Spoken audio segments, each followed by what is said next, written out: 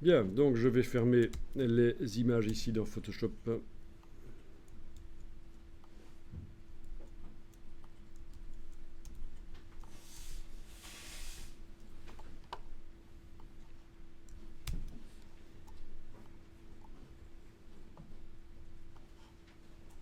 Donc, test HDR contient quelques séquences faites avec un appareil photo, donc reflex avec fonction bracketing.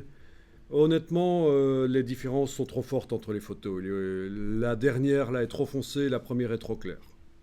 Donc il y a vraiment que les photos, les trois du milieu qui sont exploitables pour faire du HDR. Méfiez-vous de certains appareils photo qui annoncent qu'ils font du HDR et en réalité, le HDR, c'est en effet l'appareil photo fait plusieurs photos, mais il les combine en interne en une seule. Typiquement Panasonic propose ça. Vous avez du HDR, mais vous ne pouvez pas récupérer les photos séparées dans Photoshop ou pour les utiliser dans d'autres logiciels. Donc attention, quand un appareil annonce qu'il fait du HDR, ça ne veut pas nécessairement dire que vous allez avoir des fichiers séparés au final sur l'ordinateur. Bon, ce qu'ils annoncent, c'est qu'ils font du bracketing. Hein. Vous voyez ce que c'est. On fait varier l'exposition, enfin la lumière dans plusieurs photos de suite, en faisant varier la sensibilité du capteur et ou la vitesse. Mais en tout cas, ce qu'on ne fait pas varier, c'est l'ouverture diaphragme, parce que sinon, ça nous ferait des profondeurs de champ différentes dans chaque photo, et pour faire du HDR après, c'est foireux ça. Donc, pour faire les différentes intensités lumineuses des photos, la chose qu'on ne fera jamais varier, c'est l'ouverture diaphragme, puisque ça influence la profondeur de champ, le flou à l'arrière des sujets, et on veut que le flou soit le même dans toutes les photos. Comme ça, vous saviez sans doute déjà sans problème. Donc voilà, c'est chaque fois des photos qui sont en 5 versions. Vous avez des appareils qui font que 3 photos de suite quand on fait du bracketing. Vous en avez d'autres qui font 7 photos de suite. Celui-ci, je pense qu'il va jusqu'à 5 photos. C'est un Pentax en fait. Pentax qui est Samsung en fait. Ça change juste les ISO en fait quand ça. Oui, là ça a joué. Je me souviens plus comment je l'ai fait. Ça a joué soit sur la vitesse, soit sur la sensibilité, les ISO, mais en tout cas pas sur le diaphragme. Ici, moi, là, je me perds. Ici, je Hmm. me retrouve avec un truc qui ne veut pas m'ouvrir des fichiers. Il veut pas t'ouvrir les fichiers. Oui, mais les ouvre dans Bridge. Il est. C'est du DNG. Dans la caméra Ah, raw. c'est du DNG. Il les ouvre peut-être dans Camera Raw en fait. Ouais, moi C'est ça. aussi. Bon. Alors on va essayer de faire du HDR avec ça. Le dernier Camera Raw intègre la fonction HDR, mais je la trouve un peu pourrie, donc je vais faire avec le HDR de Photoshop, euh, qui n'est pas extraordinaire. Hein. C'est pas pour faire du HDR créatif. Si vous voulez faire du HDR plus créatif, vous avez d'autres logiciels qui permettent de faire ça. Photoshop, il va combiner les photos pour obtenir une image à grande plage dynamique, puisque c'est ce que ça veut dire HDR, High Dynamic Range. Alors dans Fichier, automatisation, fusion HDR Pro. Dans Photoshop, fichier automatisation, fusion HDR Pro. Vous allez chercher donc les fichiers là où ils sont, c'est-à-dire dans le dossier d'aujourd'hui, dans Test HDR. Et je vais évidemment prendre des fichiers qui sont faits pour fonctionner ensemble. Logique, hein. Par exemple, le deuxième, là, de la 0051 vers la 0055.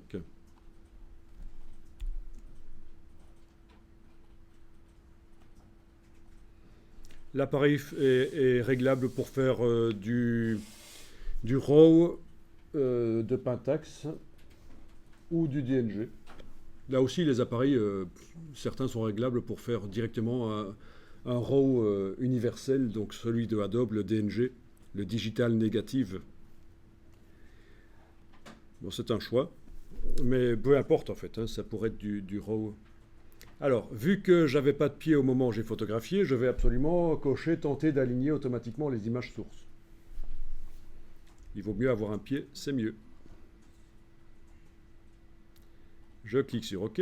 Est-ce que ça va pour tout le monde? Vous avez pris la 51, de la 51 à la 55?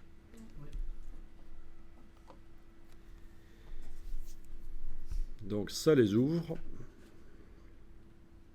Et ça va ouvrir le module de fusion HDR.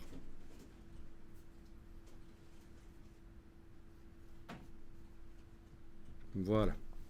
Pas encore. Là. OK. Et donc vous avez les valeurs d'exposition, ici, par rapport au 0 qui est la photographie normale. On voit qu'on a assombri ou qu'on a éclairci. Donc c'est le bracketing de l'appareil photo qui a fait ça automatiquement.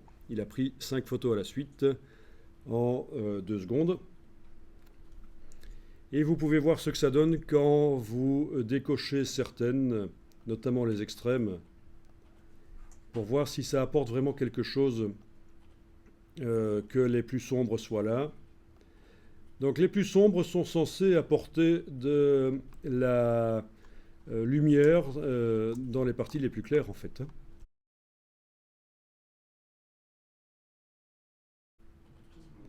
Et les plus clairs sont censés apporter du détail dans les parties les plus foncées. Alors oui, étant donné que ça bouge, hein, forcément, le bateau continuait à avancer pendant que les photos se prenaient, c'est quand même gonflant. Je lui ai demandé d'arrêter, j'ai gueulé, mais rien entendu. Pourtant, ils m'ont vu, hein, ils sont sortis, ils m'ont regardé, mais ils n'ont rien foutu. Vous cochez, supprimer les décalages. Voilà, et c'est assez génial. Et donc, c'est les statistiques, en fait. Hein. C'est les statistiques qui entrent en jeu.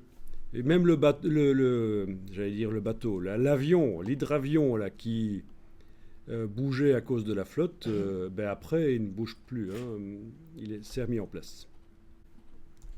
Ici, vous avez la possibilité, vous voyez avec les curseurs, de modifier, d'améliorer le HDR sur base d'une image qui est extrêmement riche, puisqu'en fait, ce sont 5 RAW qui sont combinés. Vous avez le réglage des courbes ici, possibilité d'ajouter des points et bouger. Mais vous avez aussi la possibilité, plutôt que de récupérer au final une image 16 bits par couche, de dire non, non, non, je veux une image qui intègre vraiment le maximum de choses, une image 32 bits. Donc à la place de 16 bits, si vous choisissez 32 bits, il y a beaucoup moins de réglages parce qu'en fait le principe c'est que vous allez les faire après, quand vous voulez. Oui, là on a la possibilité de terminer dans Camera Raw. Bon, ben, je clique sur créer un virage Adobe Camera Raw. Donc ben, ça va ouvrir le module de retouche des images RAW de Photoshop, Camera Raw, donc le concurrent de Lightroom. C'est moins bien, hein, c'est sûr. C'est juste un petit truc qui continue à évoluer de sa belle vie. Pour ceux qui ne veulent pas faire du Lightroom ou autre chose, ils ont dans Photoshop un module de développement RAW avec différents onglets. Voilà, pour corriger les choses. Bien, donc ben, principalement je vais jouer sur l'exposition, donc le premier onglet, exposition, peut-être la température.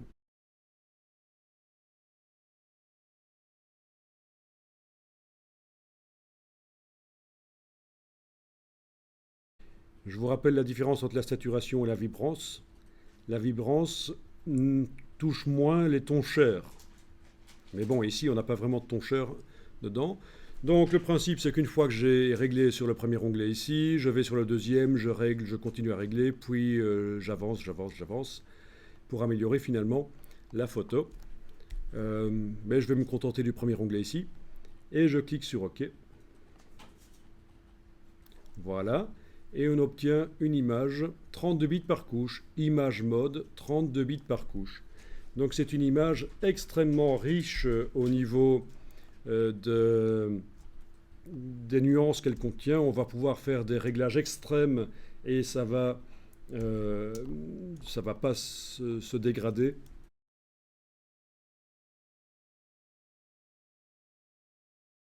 Ça c'est aussi une nouveauté récente, c'est que Camera Raw apparaît sous forme de filtre dynamique.